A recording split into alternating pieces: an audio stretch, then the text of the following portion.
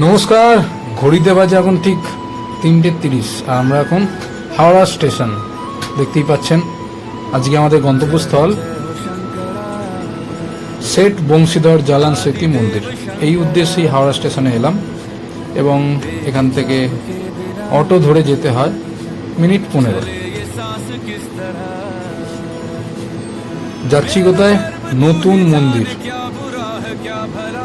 তো এইভাবেই যাওয়া হোক। এসে গেছি আমরা সেট বংশীধর জালান স্মৃতি মন্দির। ঢুকেই দেখতে পাচ্ছি চারিদিকে সবুজ আর সবুজ, অতএব চারিপাশটা গার্ডেনিং করা হয়েছে। এরপর আমরা প্রবেশ করলাম সরাসরি নতুন মন্দিরে।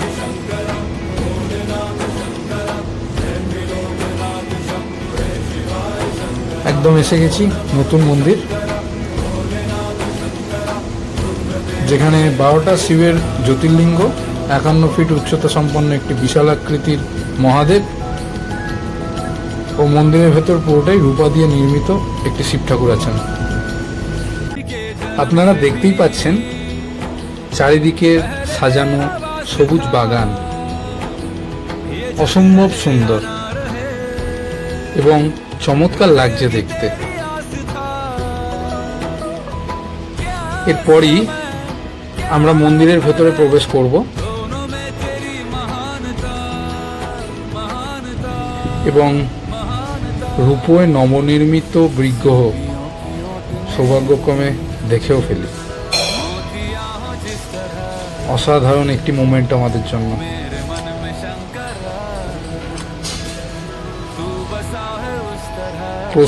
প্রস্তুতি পর্ব শেষে বাবার রূপ।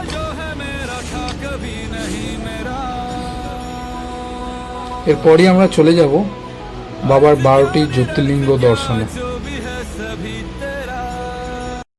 প্রথমেই তোমরা দেখতে পাচ্ছ সোমনাথ মন্দির, যেটা গুজরাটে অবস্থিত। এরপরে চলে আসি মহাকালেশ্বর টেম্পল, যেটা মধ্যপ্রদেশে অবস্থিত।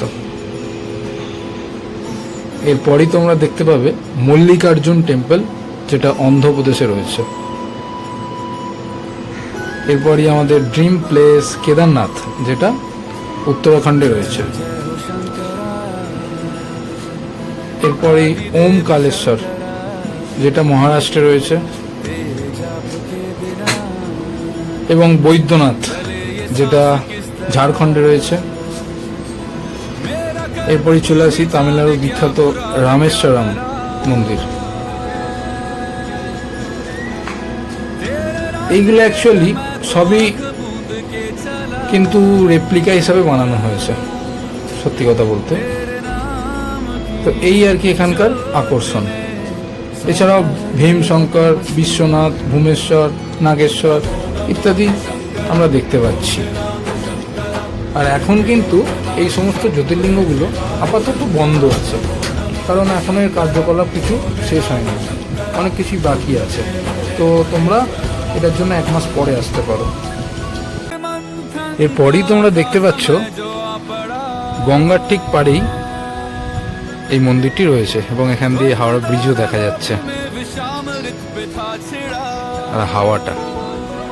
এবং এরপর দেখা হয়ে গেল হঠাৎই একটা ক্যামিও বলা যেতে পারে, এটা আমাদের সুজন সন্দীপা ব্লগার, আবার তার সাথে আমাদের ছোট্ট ভাই তন্ময়। আচ্ছা, মন্দিরটা অ্যাকচুয়ালি খোলার যেই টাইমটা 4:30 থেকে বেলা 12টা, আবার বিকেল 5টা থেকে রাত 9টা।